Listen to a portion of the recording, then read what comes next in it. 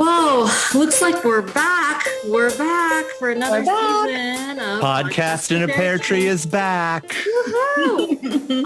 And just to kind of just reintroduce ourselves, I'm Danielle. I'm Samantha. And I'm Aaron Lee. And we are here to review our favorite Christmas time movies from our various channels, which is expanding this season. It's kind of crazy. Like we are adding some new players into the lineup. It's not just a whole game of Lifetime and Hallmark and then a little bit of Netflix. That's right. We have GAC this year, Great American Channel. They have a channel called The Great American Family, which is hosting Great American Christmas. They're very American. Clearly. Well, I'm wearing my candlelit sweater, so I'm very American too. The biggest news, I think, the exciting news is that some of our favorite Christmas queens from Hallmark, Candace Cameron Bure and Danica McKellar, have left the network. So crazy. They've moved over to Great American Family, where they're doing a couple of movies.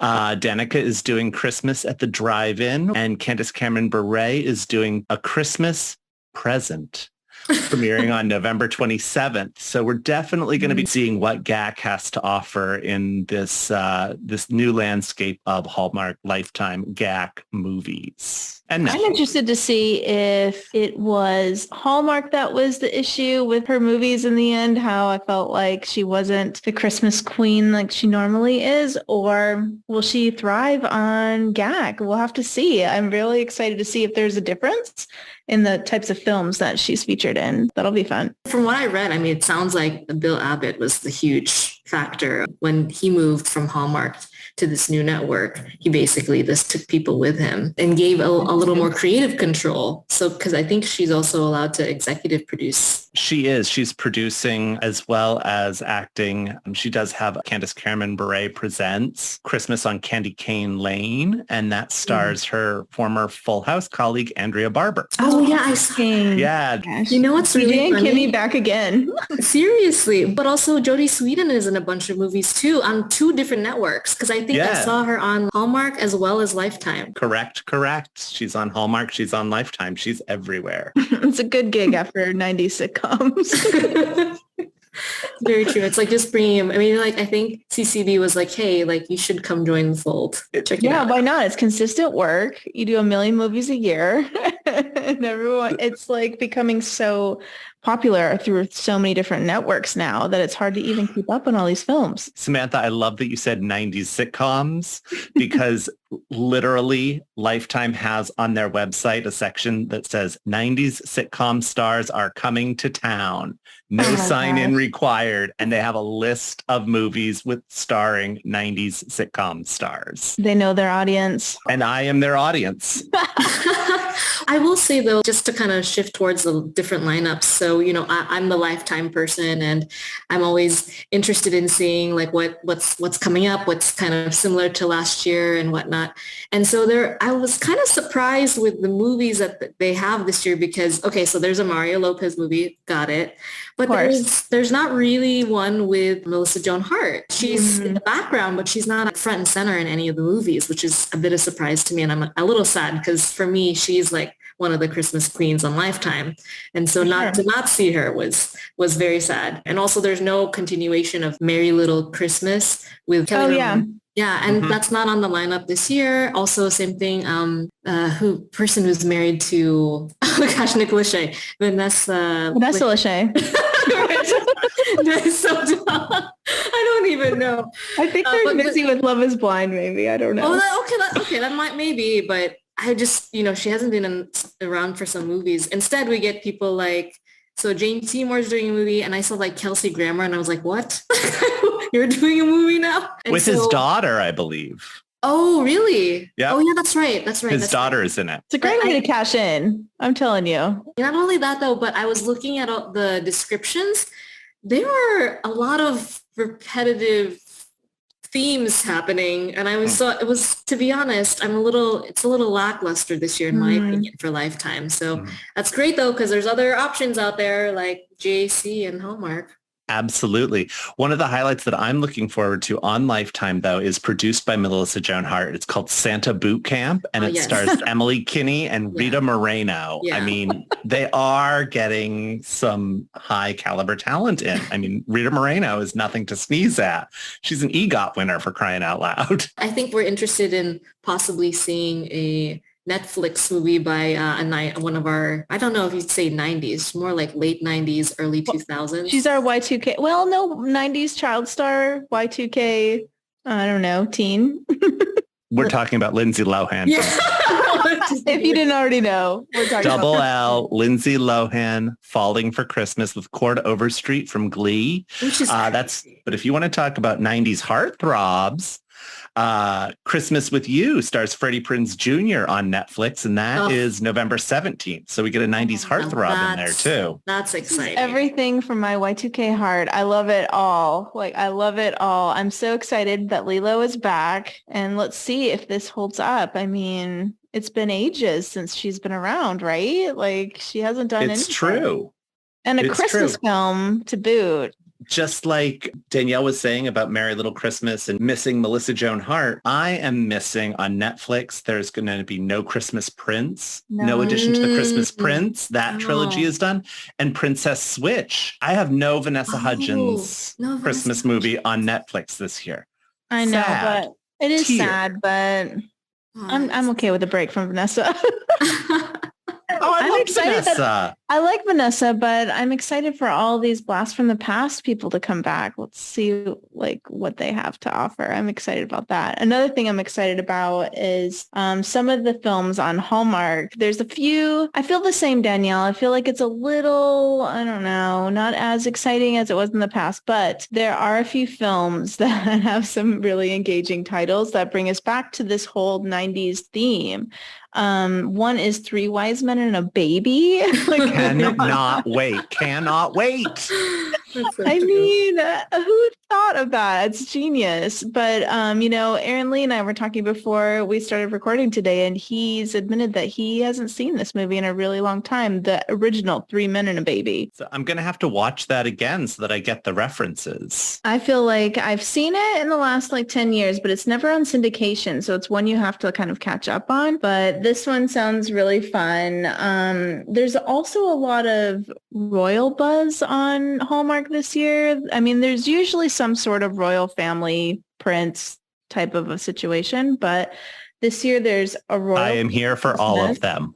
Me too. I mean, all of this had to have been concluded by time the Queen passed away, Her Majesty the Queen. So it's interesting that there's a royal corgi Christmas. Obviously, she's known for having corgis. And then there's also the royal nanny. I'm so looking forward to the royal nanny. The previews have been spectacular. It's like she's a secret agent who goes undercover as a nanny, and she has a weaponized umbrella. I mean, that's Mary Poppins. Let's do it. You have me at weaponized umbrella. Right.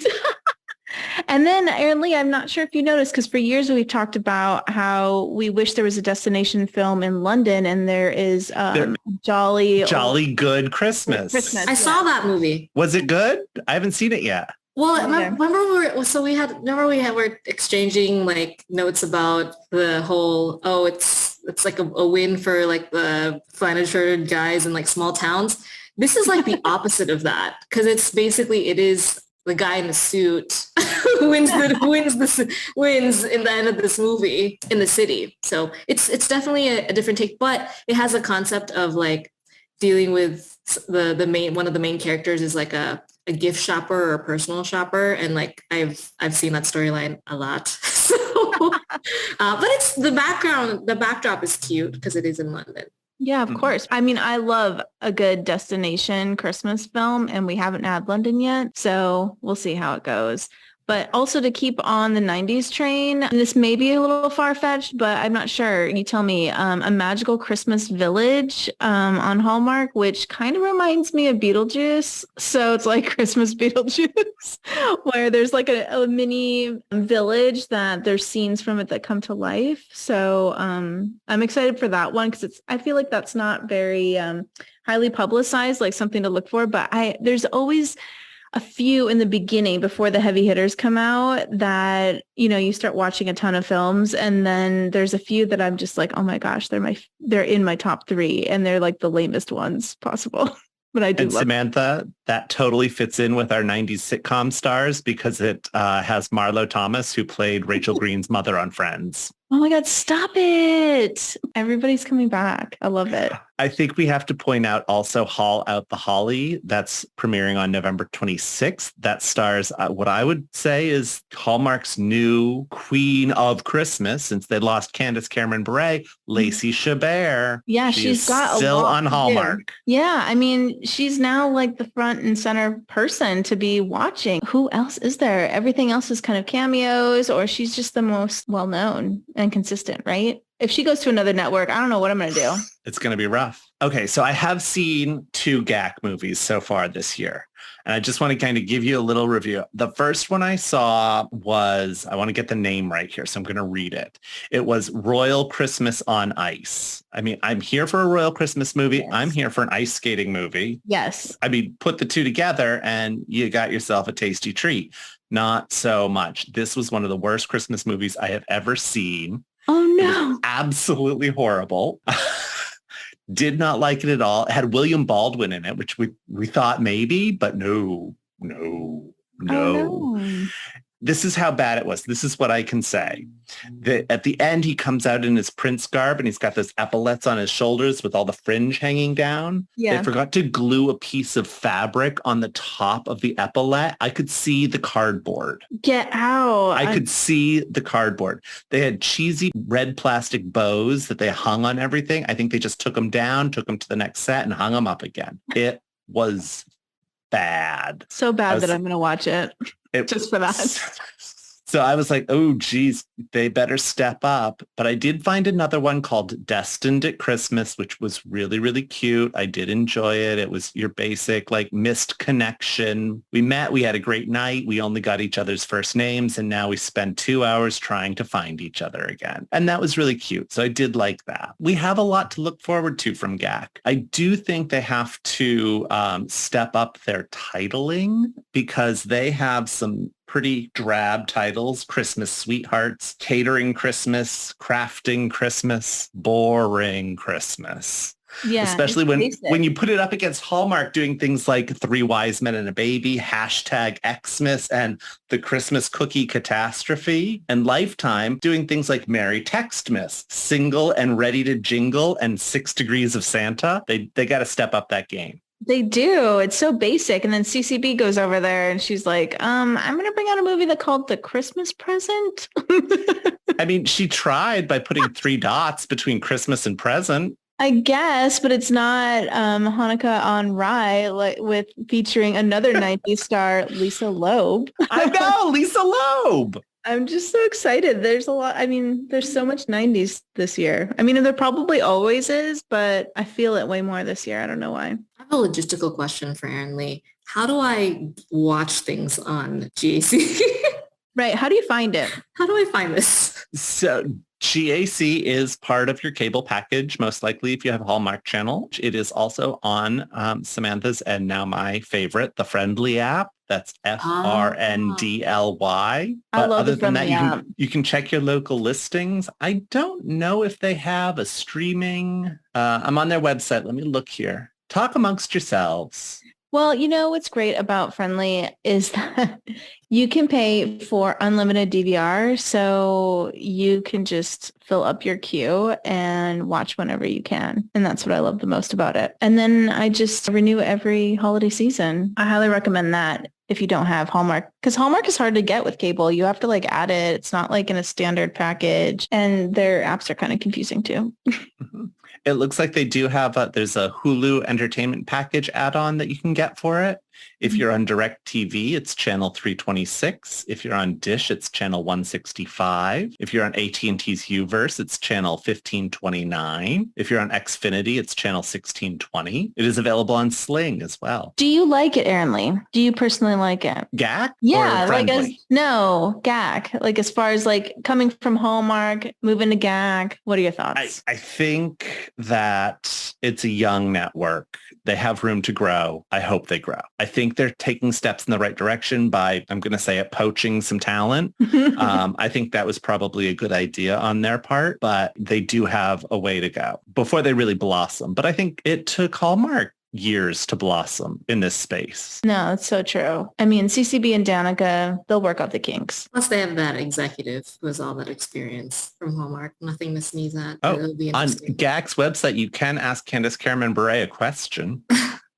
Where is she going to answer it? Oh no!